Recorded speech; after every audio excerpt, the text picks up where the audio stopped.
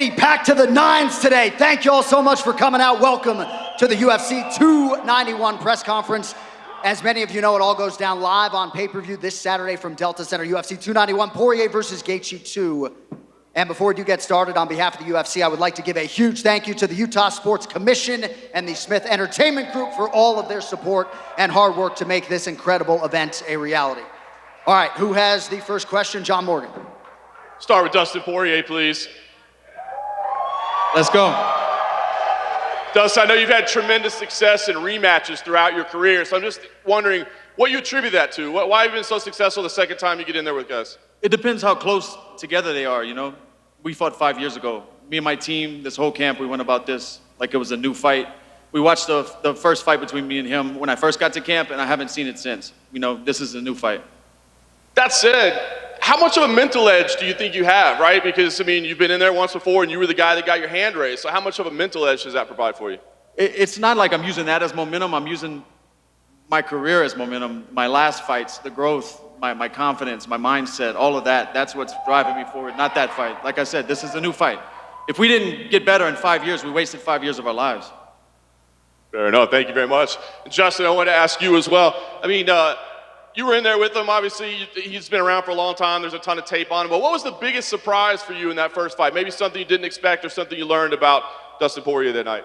Yeah, I would say his resilience. You know, I landed some big shots, did some damage to his leg, and never once did I feel like he was going to quit or give in. And, you know, he's a dog, and I love these fights. I've been wrestling my whole life. I've lost a few times, and every time I got back in there and tried my hardest, just like I do. So I'm a competitor. I love competition, and I'm here to fight. And just last thing for me, Justin, as well, you know, a lot of people point to you being as a more technical fighter at this point, but I guess from your point of view, what is the biggest difference about you 5 years ago versus what you'll bring on Saturday night? Yeah, I would say age, you know. I grew up, a lot of he was my third fight in the UFC. You know, a fight is a fight, but, you know, being in that arena, look at all these people here right now. Like, this is crazy. This is awesome. It's a whole different ballgame, you know.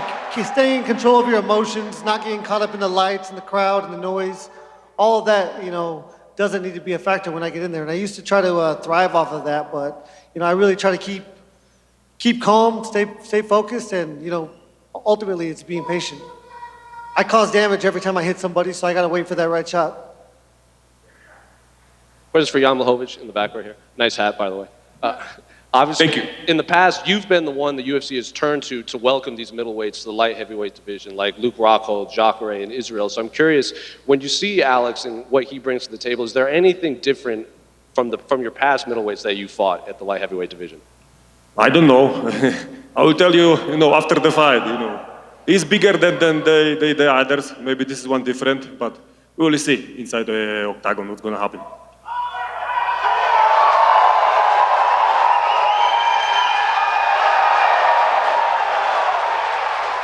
Questions for Alex. When you see Jan's past fight, he's obviously had a lot of success against middleweights coming up. You obviously, like he said, are bigger than them. So I'm curious, what do you see from Jan's game that maybe other middleweights haven't been able to take advantage of? Pergunta para o Alex. Ele, como eu já mencionei, já recepcionou muitos médios vindo para o meio pesado. Que diferença? Ele falou, você é um cara maior do que ele está acostumado. O que você vê de diferença que você pode tirar sendo um cara maior e chegando e sendo recepcionado por ele? Bom, acho que essa parada de recepcionar, né, o peso médio e fazer voltar, eu acho que algumas pessoas acreditam em superstição, mas eu não acredito. Da mesma forma também que, às vezes, quando ele foi nocauteado, foi cruzado de esquerda. E eu nocautei todo mundo com cruzado de esquerda. Se ele pensar nisso, pô, ele não vai ter um bom desempenho, né? Ele tem que esquecer tudo isso e, pô, focar só no sábado. This thing about welcoming the middleweights to the division. I mean, I don't believe in superstition. I don't believe he should believe in superstition as well. Just like every time he got knocked out, it was with a left cross. Every time I knock anybody out, it's with a left cross. If you think about it, you're not going to fight. So let's focus on Saturday. That's what you need to focus on. One more for both Jan and Alex. Jan, I'll start with you.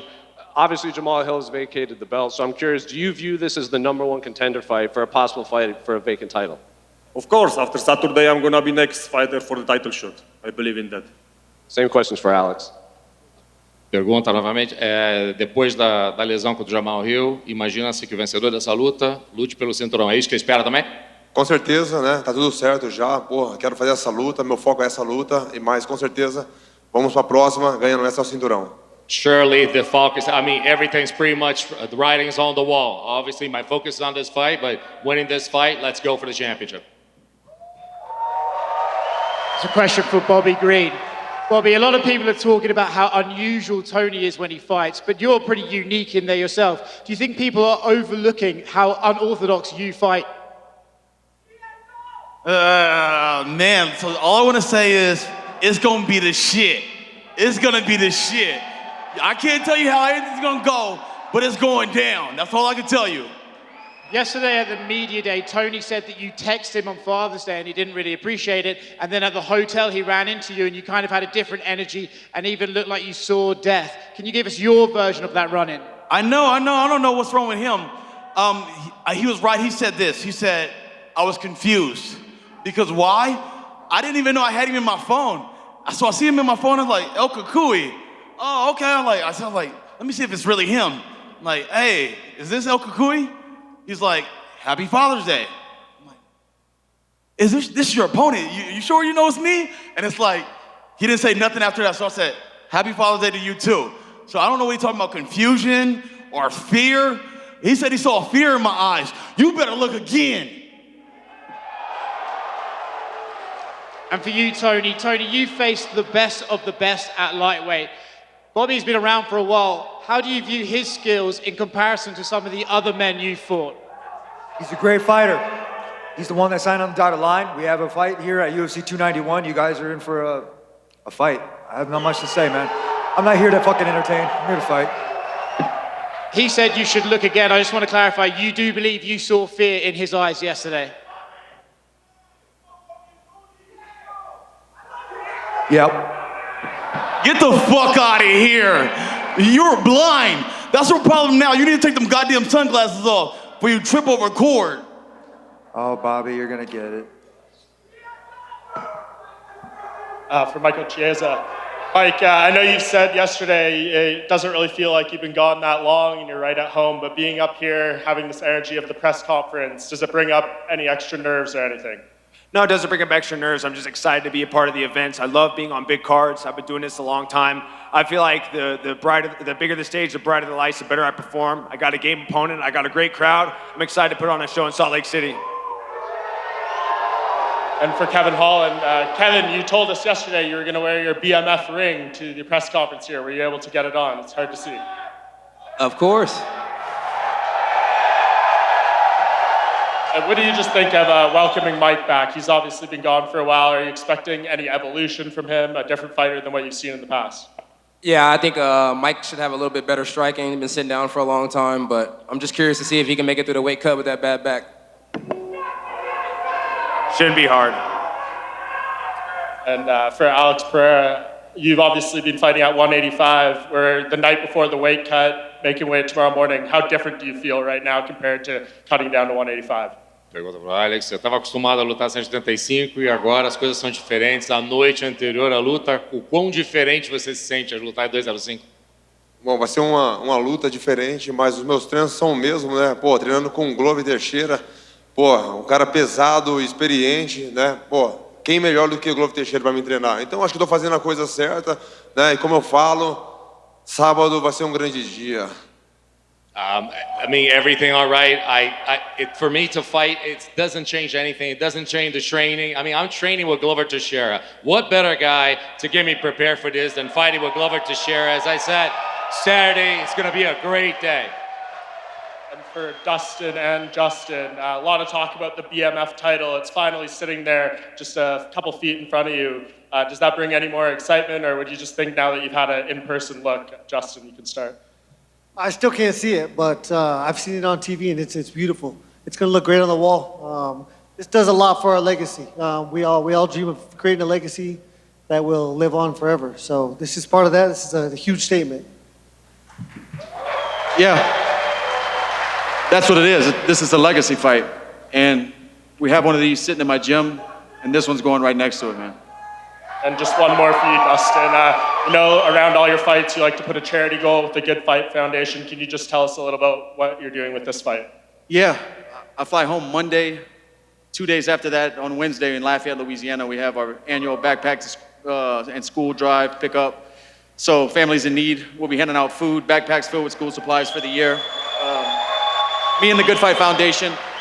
And this is the first time I wasn't home. I was in training camp during the process of breaking down all the school supplies and packing the backpacks. And I know that takes days and days to do because I've done it a few times. And I just want to thank to everyone who lended their time and sweat in that warehouse and packed those backpacks for all the kids. Thank you. Question for Dustin Poirier over here.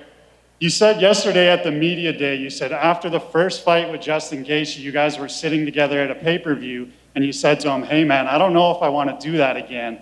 Can you just go through the mindset? Like what goes through your mind when you're like, you know what, I'm going to flip that switch, and I'm going to tell myself, hey, I want to take this fight again, let's go do that. Yeah, when I was sitting by him and I said that, the fight hadn't been offered. I didn't think that was the next fight or that was going to happen. And when my phone rang and they said, it's Justin, I felt those butterflies and I said, we got to do it, you know?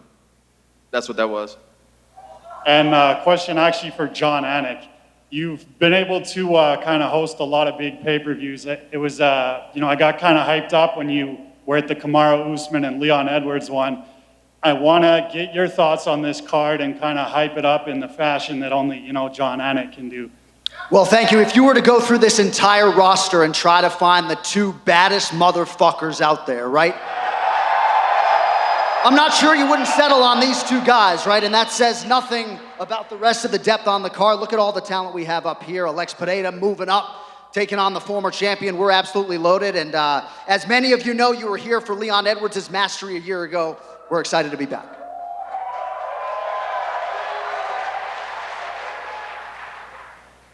Potan, a gente viu uma recente amizade improvável sua com o Sean Strickland, vocês lutaram antes. E me fala um pouco mais sobre essa amizade. Ele chegou a te ajudar para esse treino específico? Que tipo de ajuda que ele te deu para enfrentar o Ian? E você pretende treinar mais com ele no futuro? A gente pode até ver, de repente, você ajudando ele, caso ele lute com o Adesanya?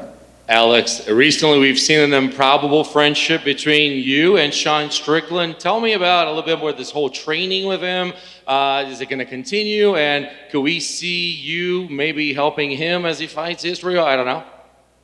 A gente tem contato, né, de treino, né? Igual da última vez que eu fui lutar com a Adesanya, eu fiz um convite para o Sean Strickland e ele falou que iria na minha academia, mas aí estava muito corrido, então ele não conseguiu ir. Mas depois, essa próxima luta dele, ele me contactou e falou, pô, teria interesse e tal. Pô, a gente chegou, treinamos junto, foi um treinão, né, um cara, pô, bacana. E é isso, né? Rolando essa luta dele aí agora, a gente já conversou algumas coisas e, pô, provavelmente ele vai lá pra academia para estar treinando junto. This is a guy that actually, I did invite him. I did call him up before fighting Adesanya. He couldn't, but eventually he was able to. Actually, this past fight, ever since, after his last fight, he contacted me, came into the gym. We had a banging session. We had a great workout, and I think we're going to do this again. And I think he's going to come down to the gym, and in the future, we're going to continue to train.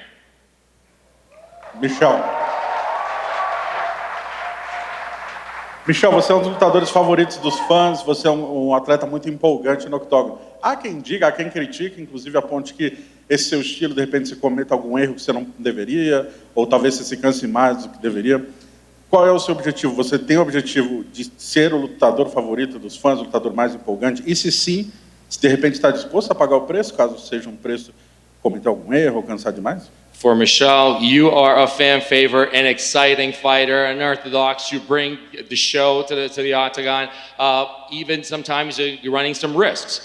Is that what you want? You want to be a fan favorite, somebody that is known for exciting fights, even though you can maybe pay the price? É como eu sempre falo, eu sempre venho para lutar para os fãs. Não gosto de fazer luta chata. Venho para ganhar, mas também venho para dar show para os fãs, porque eles merecem.